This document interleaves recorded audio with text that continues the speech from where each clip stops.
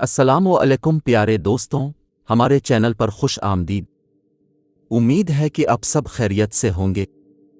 आज की इस वीडियो में हम आपको एक ऐसी कहानी सुनाएंगे, एक ऐसी हकीकत पर मबनी दास्तान सुनाएंगे जो पुरखेज भी है और सबक आमेज भी है। कैसे एक नौजवान कराची की सड़कों का बदमाश था, जो कराची की सड़कों पर कराची की तंग गलियों में और कच्ची आबादियों में बदमाशी किया करता था। वो FBI अमेरिका की प्रीमियर इंटेलिजेंस का एजेंट बना। एजेंट बनकर उसने अमेरिका के लिए दुनिया भर में खुफिया ऑपरेशन किए, बहुत बड़े बड़े दहशतगर्द पकड़े और यहाँ तक कि इसकी डिमांड बन गई कि पूरी दुनिया में एक टाइम पर बरतानिया की इंटेलिजेंस एजेंसी, थाईलैंड की इंटेलिजेंस एजेंसी और रशिया के इंटेलिजेंस इंजीनियर्स ने इसे दरख्वास्त की कि वो इन इंटेलिजेंस इंजीनियर्स के साथ काम करे। अमेरिकन FBI ने इसकी फैमिली को भी अमेरिका में पहुंचा दिया, अच्छे पैसे दिए, अच्छा प्रोटोकॉल दिया। लेकिन एक वक्त ऐसा आया कि FBI अमेरिका एजेंसी इस एजेंट को ही पाकिस्तान के खिलाफ इस्तेमाल करना चाहती थी। जब उसने इनकार किया तो FBI ने इसके खिलाफ एक झूठा मुकदमा बनाया और इसे सज़ा सुना दी। ये पूरी एक कहानी है जो हकीकत पर मबनी है। 57 साला कामरान फरीदी कराची की सड़कों पर रहने वाला ये नौजवान, उसकी एक बड़ी इंटरेस्टिंग दास्तान है।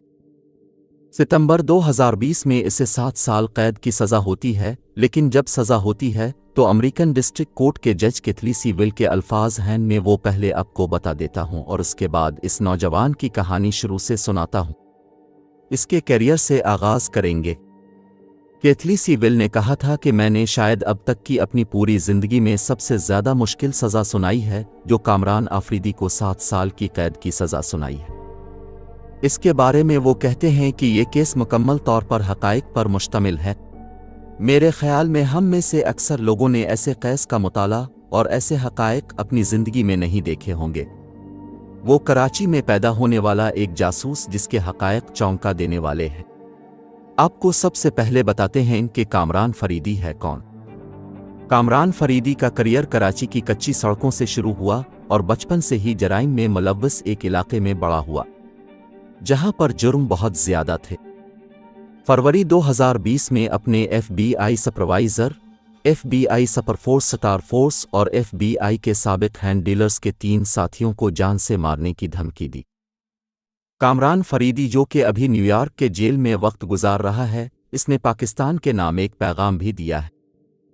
कामरान फरीदी कराची के गुलशन इकबाल ब्लॉक 3 में पैदा हुए और उन्होंने PSF पाकिस्तान स्टूडेंट फेडरेशन को ज्वाइन किया, जो कि पाकिस्तान पीपल्स पार्टी के तलबा विंग में शमूलियत इख्तियार की। ये पाकिस्तान पीपल्स पार्टी का तलबा विंग था जो पॉलिटिक्स करते थे। ये वो टाइम था जब PSF काफ़ी ज़्यादा पुरतशद्दुद हुआ करती थी, आपस में झगड़े किया करते थे, जंगें होती थीं, मुकाबले होते थे। ये इस वक्त की बड़ी पुरतशद्दुद पॉलिटिक्स हुआ करती थी। अफरीदी बिल आखिर PSF के नजीब अहमद के करीब हुए। नजीब अहमद इस वक्त के एक बड़े लीडिंग रहनुमा थे। कराची में PSF के और पाकिस्तान पीपल्स पार्टी की बड़ी तगड़ी हिमायत उन्हें हासिल थी और कामरान फरीदी कहते हैं कि मैं जब नजीब अहमद के करीब हुआ तब मैंने लोगों से बदला लेना शुरू किया, लोगों को अगवा करना शुरू किया, गाड़ियां लूटनी शुरू की और इन जराइम का बाकायदा मैंने आगाज़ किया। इसके बाद वो कहते हैं जिस इलाके में वो रहता था यानी गुलशनी इकबाल में बुनियादी तौर पर MQM ज़ेरे तसल्लुत थी और पीपल्स पार्टी और MQM की इस दौर में वैसे भी नहीं बनती थी और एक दूसरे के बहुत मुखालिफ थे। इसलिए मेरा वहाँ पर रहना बहुत मुश्किल हो गया था, क्योंकि जो MQM वाले थे वो मेरी जान के दर पे थे और मुझ पर कई ऐसे हमले हुए थे जो MQM के लोगों ने किए, वो मुझे मारना चाहते थे। इसलिए नजीब ने, जिसके साथ मेरी काफ़ी अच्छी दोस्ती हो गई थी, मुझे टाइम मुंतकिल करने में मदद की। CIA ने, जो कि अब CTD बन गई है, इस वक्त उसने मेरे खिलाफ गिरफ्तारी के काफ़ी सारे वारंट जारी कर दिए और MQM के जो लोग थे वो मुझे मारना चाहते थे। कराची की सड़कों, कराची के थानों में और कराची के जेलों में इसकी तस्वीर नुमायां थी। पुलिस कामरान अफरीदी की तलाश में थी, इंटेलिजेंस एजेंसीज भी उसकी तलाश में थी। इसके बाद वो कहते हैं खतरे से आगाह होकर मेरी फैमिली ने स्मगलरों को एक रकम दी और उन्हें कहा कि उसे स्वीडन ले जाओ और जो स्मगलरों का ग्रुप है वो मुझे अपने साथ स्वीडन ले गए। कामरान फरीदी कहते हैं कि मैं स्वीडन में भी बाज ना आया और मैंने वहां भी बदमाशी और जराइम शुरू कर दिए। इसके बाद वो कहते हैं कि इंसानी हुकूक के एक मकामी कारकुन ने आइसलैंड जाने के लिए मेरा जाली पासपोर्ट का इंतज़ाम किया और मैं स्वीडन से आइसलैंड चला गया, जहां से वो अमेरिका चला गया और न्यूयॉर्क में अपनी ज़िंदगी का आगाज़ किया।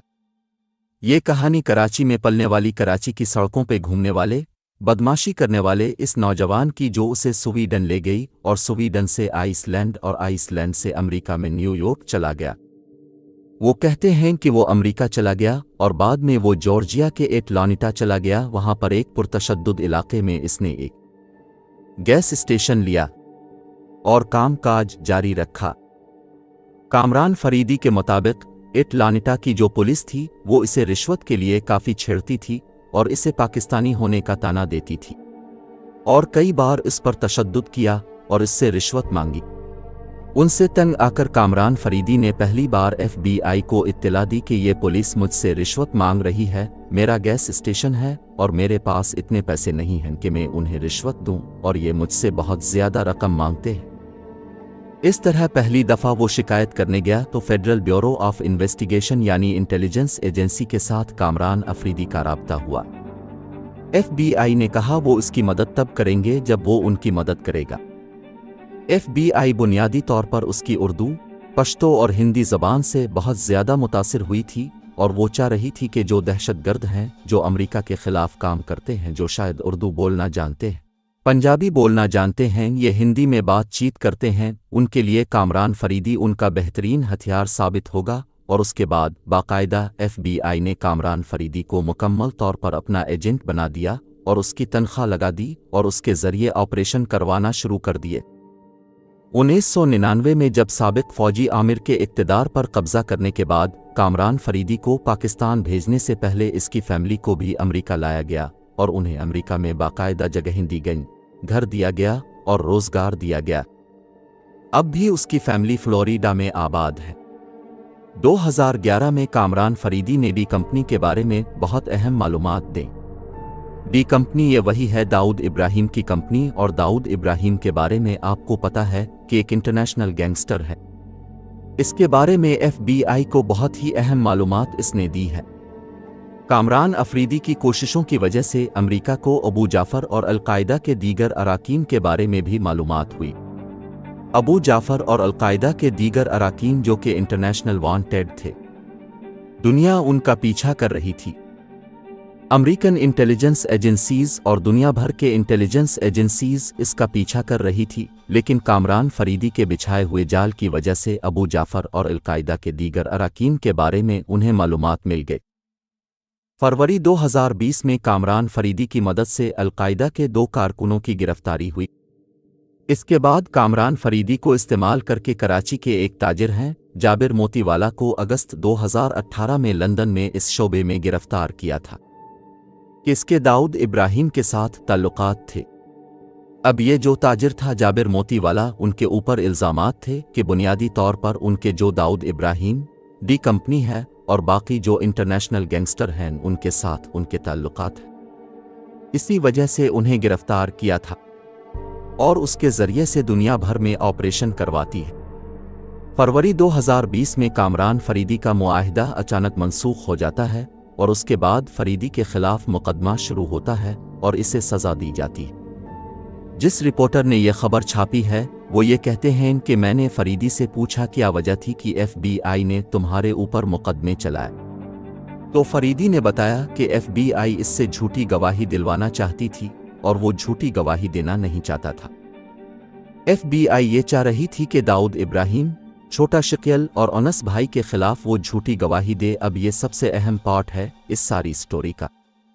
वो झूठ नहीं बोलना चाहता था और झूठ बोलने से इनकार कर दिया और फरीदी ने वाज़े तौर पर कहा कि उसे कहा गया कि वो उन अफराद को पाकिस्तान की एक सरकर्दा जासूस एजेंसी की जानिब से चोरी टेक्नोलॉजी की खरीदारी से मिनसुल्क करने वाली झूठी गवाही पर दस्तखत करवाना चाहते थे। ये जो सारे इंटरनेशनल गैंगस्टर, दहशतगर्द हैं, उनके खिलाफ गवाही दिलवाना चाहते थे, वो कामरान फरीदी से एक ऐसी गवाही पर दस्तखत करवाना चाहते थे जिससे ये साबित होगा कि एक सरकर्दा जासूस एजेंसी चोरी टेक्नोलॉजी की खरीदारी करवाना चाहती है, चोरी टेक्नोलॉजी के जो मामलात हैं वो सारी मालूमात दाऊद इब्राहिम और बाकी इंटरनेशनल गैंगस्टर तक पहुंचाती हैं और उन सारे लोगों का ताल्लुक किसी न किसी तरीके से पाकिस्तान से जोड़ना चाहते। जब मैंने सारा जो मुआहिदा था वो मनसूख किया तो इन्होंने मुझे मारने की धमकी दी, जिसकी ईमेल्स आज भी मौजूद है।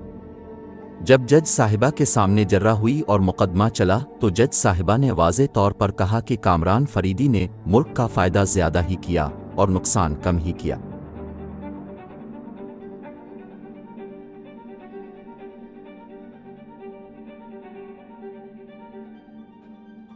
फिर FBI ने वाज़े तौर पर अदालत के सामने सबूत रखे कि कामरान फरीदी मुख्तलिफ एजेंसीज़ और अमरीका के ख़िलाफ़ दहशतगर्दों को FBI और बाकी इंटेलिजेंस एजेंसीज़ को हिसास दस्तावेज़ात और मालूमात प्रोवाइड करता रहा। इसकी वजह से कामरान फरीदी की सज़ा बनती है।